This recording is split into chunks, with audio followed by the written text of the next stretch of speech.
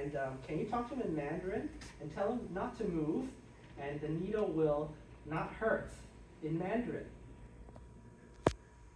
好的 ，Iris， 别担心，打针的时候只要保持不动，很 So 快 while 就 I'm 会 doing 结 that, 束 I。can give needle, right? Okay, now, how about sing her a song, Twinkle Twinkle Little Star in Chinese?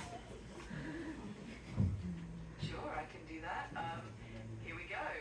一闪一闪亮晶晶，满天都是小星星。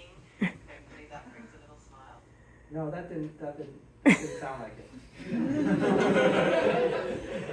Sing Twinkle Twinkle Little Star in English. All right, here we go. Twinkle, twinkle, little star, how I wonder what you are. Hopefully that sounds a bit more familiar. So when I give the needle to the patient, they're so distracted talking to the AI, they're not going to hurt the little 4-year-old. And they love it, okay? Okay, thank you.